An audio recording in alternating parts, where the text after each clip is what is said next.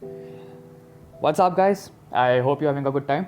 So today we'll be starting with time of supply. ठीक है, time of supply में 3 section है. Section 12 time of supply in case of goods, section 13 time of supply in case of services and section 14 सर्ट that is change in effective rate of tax. CA inter level पे खाली section 12 and section 13 applicable है, बाकी सारे level पे section 14 भी applicable है. ठीक है, टाइम ऑफ सप्लाई स्टार्ट करने से पहले इनवॉइसेस चैप्टर का तुम्हारा एक छोटा सा पार्ट है जनरल केसेस, वो अपन को देखना जरूरी है to determine the last date on which invoice should have been issued. ठीक है, लास्ट डेट ऑफ इनवॉइस. अभी इधर देख, इस केस में 2 पार्ट है, गुड्स है और सर्विसेज है. तो गुड्स के केस में तुम्हारा लास्ट डेट ऑफ इनवॉइस क्या होगा? लास्ट डेट ऑफ इनवॉइस मतलब उस डेट के पहले इनवॉइस कभी भी इशू करो चलेगा, लेकिन उस डेट के बाद अगर तुम इनवॉइस इशू करते हो तो तुम्हारा वो इनवॉइस वॉइड हो जाएगा and this date will be my last date of invoice. ठीक है, if you guys want to write it down तो वीडियो को पॉज करके इसको लिख लेना, हो सके तो. नहीं लिखना हो तो इन एनी केस कोई प्रॉब्लम नहीं है. If you have any other notes जिसमें ये ऐसा चार्ट बनाया हुआ है तो तुम उसमें से रेफर करो, कोई दिक्कत नहीं है. But make sure time of supply start करने से पहले तुम ये चार्ट एक बार रेफर कर लो. ठीक है, चल गुड्स के केस में देख क्या है. अगर गुड्स इन्वॉल्व्स मूवमेंट, अगर मूवमेंट है तो उस केस में my last date of invoice will be date of removal. Removal के पहले मैं कभी भी इनवॉइस इशू करूंगा तो वो मेरा एक्चुअल डेट ऑफ इनवॉइस हो जाएगा. रिमूवल के बाद अगर मैं इनवॉइस इशू करता तो वॉइड हो जाएगा and date of removal will be my last date of invoice. ठीक है, if goods does not involve movement तो उस केस में my last date of invoice will be date on which goods were made available for delivery. ठीक है, जिस दिन goods ready हो गए for delivery उसके पहले मैं कभी भी invoice issue करूँ चलेगा, उसके बाद अगर मैं invoice issue करूँगा तो वो void हो जाएगा and date on which goods were made available for delivery will be my last date of invoice. ठीक है, next continuous supply of goods. continuous supply के केस में 2 चीज़ें, successive statement of accounts issue किया है कि नहीं किया है. अगर successive statement of account issue किया है तो date on which successive statement of accounts were issued will be my last date of invoice. उसके पहले मैं कभी भी इनवॉइस इशू कर सकता हूँ. In other cases that is where statements are not issued तो date of payment will be my last date of invoice. Date of payment के बाद मैं इनवॉइस इशू नहीं कर सकता, दैट विल बी वॉइड. ठीक है, सेल और रिटर्न ऑन अप्रूवल बेसिस. अभी देख, सेल और रिटर्न ऑन अप्रूवल बेसिस के केस में सेल कब इफेक्ट होगा? जब अप्रूवल मिलेगा. तो if approval is received within 6 months from date of removal तो उस केस में last date of invoice will be my date of approval. Approval के पहले मैं कभी भी इनवॉइस इशू कर लूँ चलेगा, लेकिन अप्रूवल के बाद इनवॉइस इशू करूंगा तो that will be void and my date of approval will be last date of invoice. ठीक है, however where no approval has been received within 6 months from date of removal तो उस case में my last date of invoice will be expiry of the 6 months. समझ में आ गया. अभी सर्विसेज का केस देख. सर्विसेज के केस में तुम इनवॉइस एट द मोस्ट कब तक इशू कर सकते हो? तो अगर बैंकिंग, एनबीएफसी या फाइनेंशियल इंस्टीट्यूशन का केस है तो invoice can be issued within 45 days from the date of service. ठीक है, within 45 days from the date of service मैं कभी भी इनवॉइस इशू करूँ ये मेरा टाइम लिमिट हो जाएगा. इसके बाद मैं इनवॉइस इशू नहीं कर सकता, वो वॉइड हो जाएगा, वो माना नहीं जाएगा. नेक्स्ट, अदर सर्विसेज के केस में within 30 days from date of services मुझे इनवॉइस इशू करना है. अगर इंश्योरेंस या टेलीकॉम सेक्टर है तो उस केस में the last date of invoice that is invoice should be issued on और बिफोर बुक्स ऑफ अकाउंट्स और last day of the quarter whichever is earlier. मतलब क्या? फॉर इंस्टेंस मान लें मैंने सर्विस दिया था 15 मई को, मैंने बुक्स ऑफ अकाउंट्स में एंट्री डाली 1 जून को. ठीक है, तो इंश्योरेंस वाले केस में मेरा लास्ट डेट ऑफ इनवॉइस क्या हो जाएगा? Books of accounts that is 1 जून और last day of the quarter. मैंने कौन से क्वार्टर में सर्विस दी है? अप्रैल, मई, जून वाले क्वार्टर में. तो last day of the quarter क्या? 30th June. That is my invoice should be issued on 1 June books of accounts और last day of the quarter 30th June whichever is earlier. मतलब by 1 June मेरा अगर इनवॉइस issue नहीं होता तो 1 June will be my last date of invoice. समझ में आ गया. Next, continuous supply of service. Service is continuous supply of service के केस में देख क्या है? अगर कॉन्ट्रैक्ट या ड्यू डेट असर्टेनेबल है तो invoice should be issued on और बिफोर सच ड्यू डेट. अगर ड्यू डेट असर्टेनेबल नहीं है तो invoice should be issued on और बिफोर डेट ऑफ पेमेंट. अगर वो इवेंट रिलेटेड है then invoice should be issued on और before the conclusion of event. चला, समझ गया. Next, cessation of service. Cessation of service मतलब सर्विस इन बिटवीन स्टॉप होना, सीज हो जाना. तो उस केस में last date of invoice will be date on which the services has been ceased and value of supply will be services provided to the extent services provided to the extent. ठीक है, मतलब जितना मैंने services provide किया है सिर्फ उतनी ही value का इनवॉइस बनेगा. समझ में आ गया. अगर तुमको कॉपी करना है तो वीडियो को पॉज करके ये चार्ट कॉपी कर लेना. अगर तुम्हारे नोट्स में है तो अपन आगे बढ़ते हैं टाइम ऑफ सप्लाई की तरफ. ठीक है, चल टाइम ऑफ सप्लाई में 3 है, section 12, 13 and 14. 12 stands for goods, 13 is for services and 14 is for सर्ट. अपन गुड्स स्टार्ट करते हैं. देख सेक्शन 12 क्या बोलता है, time of supply in case of goods. Time of supply मतलब point of liability arises. For instance अगर तुम्हारा टाइम ऑफ सप्लाई आता है मान ले 19 अगस्त, ठीक है, तो वो अगस्त पीरियड हो गया एंड तुम्हारा point of liability will be August month, ठीक है, जिसका टैक्स तुमको ऑन और बिफोर 20 सितंबर इन GSTR 3B फाइल करना है. समझ में आ गया. अभी इधर देख time of supply in case of goods क्या बोलता है. सप्लाई दो टाइप का होता है, normal charge and reverse charge. अगर नॉर्मल चार्ज में तुम सप्लाई कर रहे हो तो time of supply in case of goods will be date of invoice और लास्ट डेट ऑफ इनवॉइस और date of books of accounts और credit in bank whichever is earlier, ठीक है. बुक्स ऑफ अकाउंट्स और credit in bank whichever is earlier becomes your date of payment and date of invoice, last date of invoice and date of payment whichever is earlier becomes your time of supply. समझ में आ गया, ठीक है. Next ये last date of invoice जो अपन ने अभी इनवॉइसेस के चार्ट में से देखा. रिवर्स चार्ज के केस में तुम्हारा टाइम ऑफ सप्लाई क्या हो जाएगा, date on which goods received और डेट ऑफ इनवॉइस और डेट ऑफ पेमेंट और 31st day from date of invoice whichever is earlier, ठीक है. नेक्स्ट वाउचर के केस में तुम्हारा टाइम ऑफ सप्लाई क्या होगा. वाउचर के केस में if voucher is identifiable then time of supply will be date of issue. If voucher is not identifiable time of supply will be date of redemption, ठीक है. Advance, if advance is received up to ₹1000, अगर up to ₹1000 मुझे कोई advance मिलता है तो only for that advance amount my time of supply will be date of issue of invoice with respect to such advance.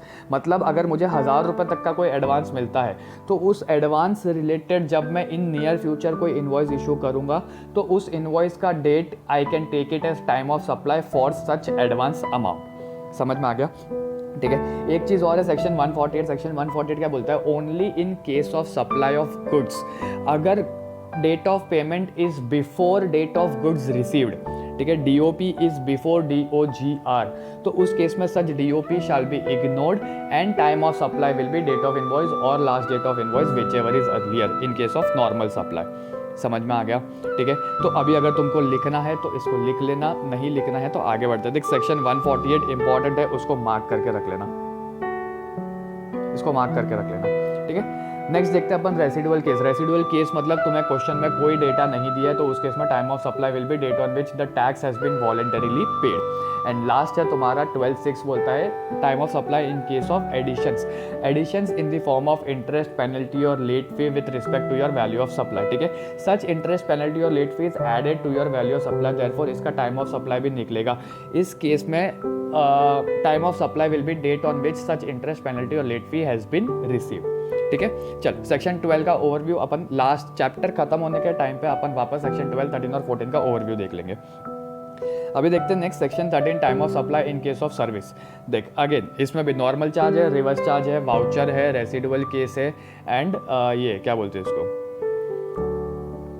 Addition है, ठीक है.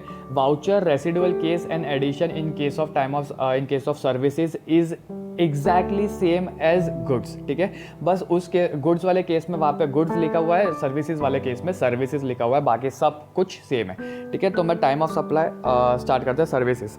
अभी इधर देख नॉर्मल चार्ज में दो पार्ट है, invoice within time limit issue किया है कि नहीं किया है. If invoice is issued within time limits मतलब 45 डेज 30 डेज वाला हो गया या कंटिन्यूस सप्लाई वाला, वो तुम्हारी टाइम लिमिट है. तो if invoice is issued within time limits तो मेरा इनवॉइस इंपॉर्टेंट है, उस केस में time of supply will be date of invoice or date of payment whichever is earlier. If invoice is not issued within time limits, ठीक है, मतलब मैंने 45 days या 30 डेज के बाद इनवॉइस इशू किया तो उस केस में मेरा इनवॉइस इंपॉर्टेंस नहीं रखता. Then my time of supply will be date of supply of service और date of payment whichever is earlier, ठीक है. In both the cases section 12 as well as section 13 date of payment will be books of accounts और debit credit in bank whichever is earlier. Credit for normal charge and debit for reverse charge, ठीक है. Next when ए और B is not available मतलब तुम्हें data दिया ही नहीं है कि तो इन्हें इनवॉइस कब इशू किया या सर्विस कब दी, तो उस केस में time of supply will be date on which books entry has been made in books of accounts. समझ गया. अभी देख नॉर्मल चार्ज के केस में रिवर्स चार्ज के केस में देख टाइम ऑफ सप्लाई क्या है. Time of supply in case of services under reverse charge will be 61st day from date of invoice और date of payment whichever is earlier, ठीक है. Goods के case में क्या था, 31st day from date of invoice और date of payment और date of goods received whichever is earlier. इस केस में गुड्स रिसीव्ड तो आ नहीं सकता क्योंकि ये सर्विस है, therefore time of supply will be 61st day from date of payment और बुक्स ऑफ अकाउंट्स विच और date of payment whichever is earlier. ठीक है, इधर देख, अगर तुम कंफ्यूज होते हो ना कि भैया 31st डे सर्विसेज में है कि 31st डे गुड्स में है, तो इसको याद रखने का एक सिंपल टेक्निक है। सर्विसेज की केस में टाइम लिमिट है, maximum time limit 45 days in case of NBFC। ठीक है, तो बट ऑब्वियस है कि अगर अगर सर्विसेज को 31st डे तुमने दे दिया तो वो दोनों प्रोविजन क्लैश हो जाएगा। ठीक है, तो ये ऐसे याद रखना कि सर्विसेज में मैक्सिमम 30 डेज 45 डेज है, देयरफॉर गुड्स के केस में 31 days from date of invoice है एंड सर्विसेज के केस में 61st day from date of invoice है। समझ में आ गया? नेक्स्ट देख, रिवर्स चार्ज के केस में चल, वाउचर्स रेसिडुअल केस और additions in value of supply same है। वाउचर के केस में अगर वाउचर आइडेंटिफाइबल है तो time of supply will be date of issue, voucher identifiable नहीं है तो time of supply will be date of redemption. Residual case मतलब कोई डेटा नहीं दिया, अगर तुमको कोई भी डेटा नहीं दिया तो time of supply will be date on which payment tax has been paid voluntarily. ठीक है, जिस दिन तुम टैक्स पे करोगे वो तुम्हारा टाइम ऑफ सप्लाई हो जाएगा। एडिशंस के केस में time of supply in case of interest penalty late fee will be date on which such interest penalty और late fee has been received. ठीक है, नेक्स्ट देखते हैं। लास्ट CA इंटर वालों के लिए यहीं तक खत्म हो चुका है। वीडियो के लास्ट में तुमको स्टिक नोट्स दिए हुए हैं for your last day revision, तो एक बार उसको देख लेना। ठीक है, इफ़ यू वांट तो तुम सेक्शन 14 स्किप कर सकते हो। सेक्शन 14 आता है change in effective rate of tax. Change in effective rate of tax अगर तुम सर्ट का सम सॉल्व करते हो तो हमेशा date of supply of service को बेस बना के रखना। ठीक है, date of supply of service को तुम बेस बना के रखना। इधर देख, तुमको एक चार्ट दिया हुआ, चार्ट के अंदर क्या दिया है? Date of supply, date of invoice, date of payment and time of supply. मैंने क्या बोला? डेट ऑफ सप्लाई को बेस बना के चलते। केस 1, सप्लाई मैंने बिफोर चेंज दिया है, इनवॉइस मेरा बिफोर चेंज इशू हुआ है एंड पेमेंट मेरा बिफोर चेंज हुआ है। तो तीनों का केस अगर मेरा बिफोर चेंज है तो इसमें सर्ट एप्लीकेबल नहीं होगा, सेक्शन 14 नहीं लगेगा। Time of supply will be as पर सेक्शन 12 और सेक्शन 13। ठीक है, नेक्स्ट, सप्लाई मेरा before change in effective rate of tax है, इनवॉइस मैंने बिफोर चेंज इशू किया है और पेमेंट मेरा आफ्टर चेंज आया है। ठीक है, तो सप्लाई मेरा बेस है, सप्लाई के साथ क्या है? इनवॉइस है, तो मेरा टाइम ऑफ सप्लाई क्या हो जाएगा? Date of invoice. Third case, supply मेरा बिफोर चेंज है, इनवॉइस मेरा आफ्टर चेंज है, पेमेंट मेरा बिफोर चेंज है, तो सप्लाई के साथ क्या है? पेमेंट, तो time of supply will be date of payment. समझ में आ गया? नेक्स्ट, मेरा date of supply is before change, date of invoice is after change and date of payment is also after change. अभी सप्लाई के साथ कुछ है क्या? नहीं, तो इस केस में time of supply will be date of invoice और date of payment whichever is earlier. समझ में आ गया? पहला 4, पीछे का 4 भी सेम लॉजिक पे चलेगा। देख, date of supply after change है, date of invoice after change है, डेट ऑफ पेमेंट भी आफ्टर चेंज है, तो time of supply will be as पर सेक्शन 12 और सेक्शन 13। ठीक है, new rates will be applicable. मैंने साइड में रेट्स भी दिया हुआ है, ये जो ओल्ड और न्यू लिखा है ना, ये रेट्स है कि ओल्ड रेट पे टैक्स लगेगा या न्यू रेट पे। ठीक है, नेक्स्ट देख, सप्लाई मेरा बिफोर चेंज है, इनवॉइस सप्लाई मेरा आफ्टर चेंज है, इनवॉइस मेरा आफ्टर चेंज है, पेमेंट मेरा बिफोर चेंज है, तो my time of supply will be date of invoice. After change आ गया, देयरफॉर न्यू रेट्स लग जाएगा। ठीक है, सप्लाई मेरा आफ्टर चेंज है, इनवॉइस बिफोर चेंज है, पेमेंट आफ्टर चेंज है, तो उस केस में time of supply will be date of payment and because it is after change, therefore new tax rate will be applicable.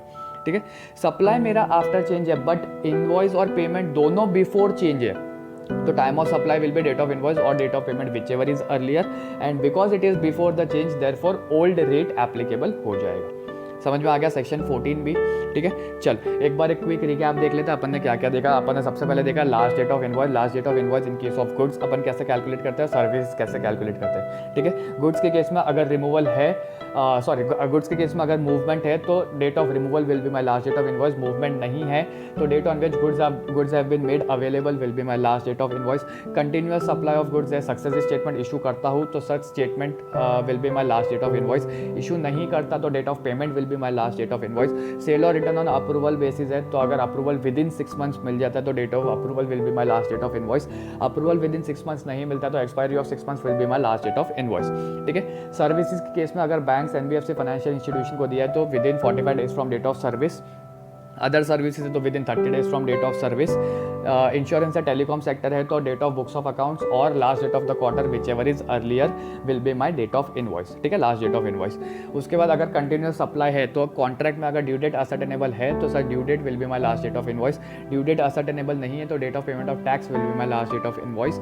And अगर event related है तो date of conclusion of the event will be my last date of invoice, ठीक है। Cessation of service अगर आता है तो उस केस में date of invoice, last date of invoice will be date on which such services has been ceased and only to the extent services provided. Value of supply will be only to the extent services provided. समझ में आ गया। फिर अपन ने देखा था time of supply in case of goods, section 12। Section 12 के केस में अपन ने देखा था नॉर्मल चार्ज है तो time of supply will be date of invoice, last date of invoice और date of payment whichever is earlier, where date of payment is books of accounts और credit in bank whichever is earlier, ठीक है। Reverse charge के case में time of supply will be date on which goods received और 31st day from date of invoice और date of payment whichever is earlier. Date of payment will be books of accounts और debit in bank whichever is earlier, ठीक है। फिर अपन ने देखा था वाउचर्स। वाउचर्स के केस में if it is identifiable then date of issue, if it is not identifiable date of redemption. फिर अपन ने देखा था रेसिडुअल केस। रेसिडुअल के केस में where no data has been given time of supply will be date on which tax has been voluntarily paid. Last we have seen additions in the form of interest, penalty, late fee. Time of supply will be date on which such interest, penalty और late fee has been received. समझ में आ गया, ठीक है। इसमें अपन ने दो चीज़ और देखी थी। सबसे पहला एडवांस। एडवांस वाला केस सर्विसेज में भी है। If advance is received up to ₹1000 then time of supply in case of such advance will be date of invoice issued in near future with respect to such advance, ठीक है।